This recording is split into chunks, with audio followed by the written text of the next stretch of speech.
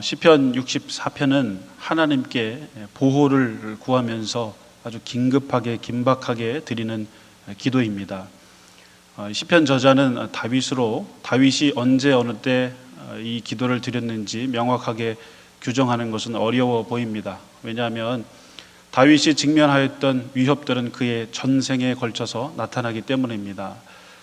그가 이스라엘의 왕으로 등극하기 이전에는 사울에게 많은 핍박을 받았고, 왕으로 등극한 이후에는 압살롬이나 아히도벨 등 신하들에 의해서 많은 어려움을 받았습니다.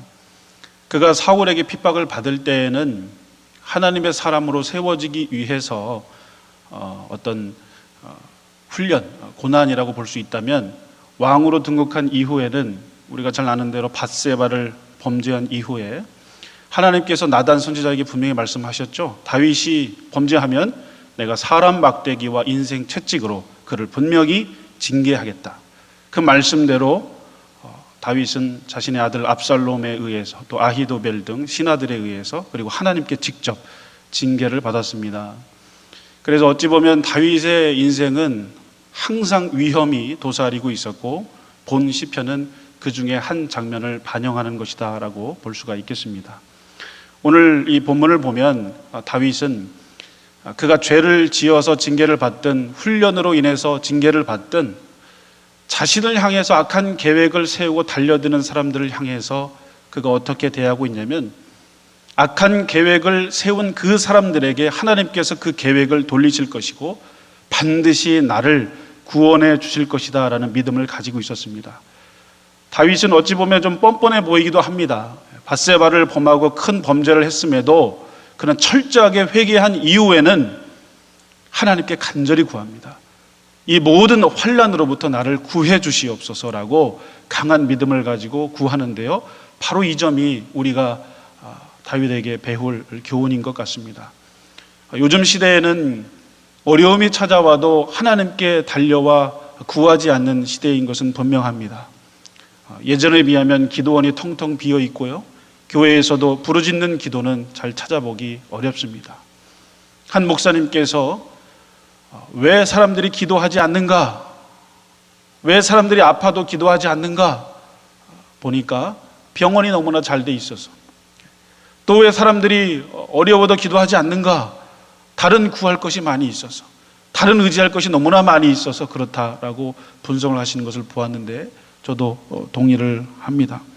그런데 다윗은 세상 사람들이 따라가는 그 방식을 따르지 않고 온전히 하나님께 의지하였고 하나님께 전적으로 구하였습니다. 바로 이 점을 오늘 이 새벽 시간에 우리가 좀 본받고 배울 수 있는 시간이 되었으면 좋겠습니다. 다윗은 자신을 파괴하려고 음모를 꾸미는 그런 사람들로부터 보호받기 위해서 하나님께 간구하는데요, 본문 1절 보시면 하나님이여 내가 근심하는 소리를 들으시고 라고 되어 있는데, 이 들으시고는 명령형입니다. 하나님께 명령하는 거죠. 하나님, 이거는 꼭 들어주셔야 되겠습니다. 이거는 꼭 제가 응답 받아야 되겠습니다. 자, 어떤 내용이냐면 자신의 근심하는 소리죠. 지금 자신이 겪고 있는 이런 환난을 하나님께서 좀 해결해 주셔야 되겠습니다라고 명령을 지금 하고 있는 것이죠. 어떤 응답을 그는 원하고 있냐면 1절 2절에 보면 원수의 두려움에서 나의 생명을 보존하소서, 그러한 두려움으로부터 나를 보존하소서. 그리고 2절에 보니까 악을 꾀하는 자들의 그 음모에서 나를 숨겨주소서, 그리고 악을 행하는 자들의 소동에서 나를 감추어 주소서라고 간구하고 있습니다. 그리고 이어서 그는 어떻게 얘기하냐면 악인들의 실상을 하나님께 고합니다. 여러분 3절에서 6절을 한번 보십시오. 그들이 지금 어떠한 사람들인지 제가 한번 다시 읽겠습니다. 그들이 칼같이 자기 혀를 연마하며 화살같이 독한 말로 겨누고 숨은 곳에서 온전한 자를 쏘며 갑자기 쏘고 두려워하지 아니하는도다. 그들은 악한 목적으로 서로 격려하며 남몰래 올무놓기를 함께 의논하고 하는 말이, 여기가 중요합니다. 누가 우리를 보리요? 누가 우리를 보리요? 자, 이 말은 자신들이 세운 계획을 어느 누구도 발견할 수 없을 것이라는 매우 교만에 찬 그러한 발언이죠. 누가 우리를 보겠는가? 이러한 사람들을 향해서 다윗은 7절에 6절을 보시면 6절 마지막을 보시면 각 사람의 속뜻과 마음이 깊도다라고 얘기합니다. 이 말은 자신을 향해서 악한 계획을 세워서 들어오는 그 사람들, 그 악한 계획을 세우고 있는 그 마음을 다윗은 알 수가 없다는 거죠. 자신의 장인이었던 사울이 자신을 공격한다는 거죠. 앞에서는 웃고 있고 자신에게 호의를 베풀지만 그 사람의 마음 속에는 무엇이 들어있는지 자기는 알 수 없다. 나중에 알고 보니까 자신을 죽이려고 했다는 것이죠. 그리고 자신의 자신의 아들이었던 압살롬, 어떻게 아버지인 나를 공격할 수가 있겠는가? 또 자신이 믿었던 신하들, 어떻게 나를 이렇게 위험에 빠뜨릴 수 있겠는가? 그 사람의 모습을 보면 알 수 없지만 그 사람의 마음속을 내가 어떻게 헤아리겠습니까? 라고 하나님께 고하고 있는 것입니다. 여러분, 우리가 이런 악한 사람을 직면했을 때 우리가 어떻게 우리 스스로 방어할 수가 있겠습니까? 세상적인 방법으로 방어할 수는 있겠죠. 같이 대응하는 거죠. 나를 공격하면 같이 공격하고, 나를 욕하면 같이 욕하고, 나에게 해를 가하면 같이 해를 가하는 거죠. 세상이 우리를 그렇게 만들어가요. 저도 예전에는 누가 좀 저에게 뭐라고 하면 가만히 있었습니다. 특히 교회 안에서 누가 뭐라고 하면 저는 그냥 가만히 있었는데 참고 끝까지 참으면 그냥 저 사람은 참는 사람인 줄 알고 계속해요.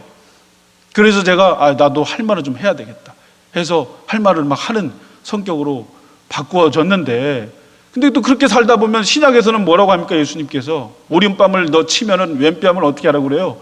돌려대라라고 그러죠. 그렇게 살면은 또 마음속에 내가 참아야 되는데. 근데 무작정 참는 것도 그것은 방도가 아닌 것 같아요. 이렇게 행동하면 나도 기분이 나쁘다라는 것을 표하는 것도 지혜인 것 같습니다. 그런데 그거는 이제 인간적인 방법이고요. 성경적인 방법은 무엇이냐? 하나님께 기도하는 것입니다. 하나님께 구하는 것이에요. 그 상대방을 향해서 에너지 쏟을 것을 하나님 앞에 나아가서 일단 이루고 보는 거죠. 저 아이 3명인데요. 어찌 그렇게 3명에서 다른 형제들 저에게 와서 이르는지 모르겠어요. 형 뭐 잘못했다. 그리고 제가 그 형제를 한 애를 혼내면은 그 나머지 2명은 그렇게 좋아합니다. 혼내는 걸 와가지고 구경하고 있어요. 그게 인간의 본성인데요. 먼저 우리가 하나님 앞에 나아가서 고하는 것입니다. 실상을 하나님께 고하는 것이죠. 여러분 잘 생각해 보십시오. 과연 우리가 그런 어려움이 왔을 때 하나님께 고하고 있는가? 대부분은 그렇지 않습니다. 바로 인간적인 방법으로 나아가지 하나님께 고하지 않습니다. 근데 여러분, 오늘 본문은 이렇게 얘기합니다. 하나님께 고하라. 여러분 한번 입장을 바꿔서 생각해 보세요. 제가 어떤 사람에게 악을 행했는데 그 사람이 하나님께 나를 고하고 있다. 얼마나 두려운 것입니까? 근데 여러분, 우리가 누군가 우리를 위협하고 우리에게 어떤 위협이 올 때 우리가 고하면 됩니다. 하나님께 고하면 돼요. 평등법이나 이런 교회를 핍박하는 북한의 어떤 그런 위정자들, 하나님께 이름을 불러가면서 고하는 거죠. 고하는 겁니다. 하나님께 고하는 거죠.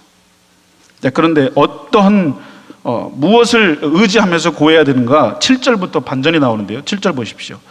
7절 처음에 보면 그러나라고 되어 있어요. 그러나 악인들이 그렇게 악한 계획을 가지고 덤비지만 그러나 하나님이 그들을 쏘시리니 그들이 갑자기 화살에 상하리로다. 하나님이 그들을 공격하신다는 겁니다. 하나님의 공격을 받는 그들이 어떻게 됩니까? 갑자기 상하는 거죠. 갑자기 상하는 겁니다. 그 상처는 진짜 상처일 수도 있고 그들이 멸망당할 수도 있고 부끄러움일 수도 있고 내려앉음이 될 수 있고 여러 가지가 될 수가 있겠습니다. 분명한 것은 하나님은요, 다른 사람들을 공격하는 자들을 가만히 내버려 두지 않으시고 무죄한 자를 핍박하는 자들을 하나님께서는 가만히 내버려 두시지 않는 분이 하나님이시라는 것입니다. 여러분, 다윗을 괴롭혔던 사울은 어떻게 됐습니까? 마지막에 어떻게 됐죠? 한날에 하루아침에 자신의 세 아들과 함께 죽음을 맞이하죠. 압살롬은 어떻게 됐습니까? 상수리 나무에서 매달린 다음에 무기를 든 10명의 청년에게 맞아 죽습니다. 그렇게 비참하게 마지막을 맞이하게 되는데요. 다윗은 그것을, 그 하나님의 속성을 붙들고 기도하는 것이죠. 하나님이 그들을 쏘실 것이다. 쏘실 것이다. 그리고 9절, 10절을 보면 사람들이 이러한 하나님의 역전에 대해서 어떻게 반응하는지 설명하고 있습니다. 한번 보십시오. 9절, 10절. 모든 사람이 두려워하여 하나님의 일을 선포하며 그의 행하심을 깊이 생각하리로다. 의인은 여호와로 말미암아 즐거워하며 그에게 피하리니 마음이 정직한 자는 다 자랑하리로다. 아멘. 보호와 구원을 위해서 우리가 주님을 의지하면, 그냥 우리가 들리는 의지가 아니라 정말로 우리가 주님을 의지하면 우리는 그 두려움으로부터 벗어날 수가 있습니다. 그리고 하나님께서 우리를 구원해 주신다는 그 일들을 우리가 직접 경험할 수가 있는 것이죠. 성도들의 기도를 통하여 베드로가 감옥에서 풀려난 것처럼, 또 바울과 실라가 하나님께 기도하고 찬양하면서 구원을 얻은 것처럼 우리 앞에 있는 어떠한 위협들로부터 우리가 주님을 간절하게 찾고 부르짖으면 하나님께서 우리를 구원해 주십니다. 여러분, 어떤 어려움 가운데 있습니까? 하나님께 기도하십시오. 혹 어떤 위협 속에 있습니까? 하나님을 찾으십시오.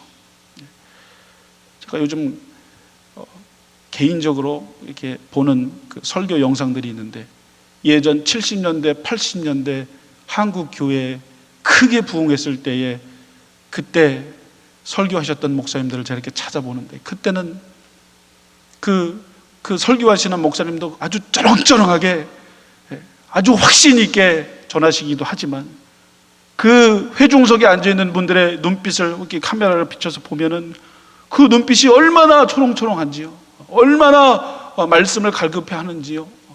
근데 지금 한국 교회를 보면 왜 이렇게 되었는가? 마음이 아픕니다.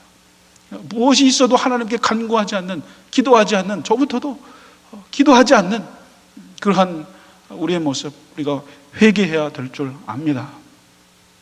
하나님께 간구합시다. 우리에게 위협이 지금 얼마나 많이 있습니까? 우리를 어렵게 하고 힘들게 하는 위험 요소들이 얼마나 많이 있습니까?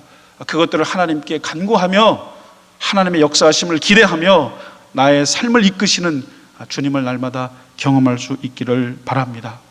한 가지만 더 말씀드리면, 우리를 위협하는 사람들을 위해서 우리가 기도할 때에 물론 하나님의 공격하심을 통해서 그들이 멸망하는 것을 우리가 볼 수도 있지만, 또 그것 때문에 우리가 기뻐하진 말아야 되겠죠. 신약에서 예수님께서 어떻게 하시죠? 오른밤을 치면 왼뺨을 대라. 그 다음에 뭐라고 얘기하시냐면, 예수님께서는 원수를 사랑하라, 그리고 대적하지 마라, 그들을 위해서 기도하라. 저는 그 기도 속에 오늘 이 본문의 내용도 포함된다고 생각이 됩니다. 이러한 기도를 하다 보면 하나님께서 우리 마음속에 긍휼함을 주시고, 그 악인들을 향하여, 대적자들을 향하여 그들을 기도하게 하심으로, 그들을 위해서 기도하게 하심으로 그들도 주님의 품으로 돌아올 수 있도록 우리를 사용하시기를 바라시는 그 주님의 뜻이 이 시편에 담겨 있다고 생각이 됩니다. 오늘 하루도 여러분, 우리가 주님께 간구합시다. 조그마한 어려움도, 조그마한 간두도 하나님께 구합시다.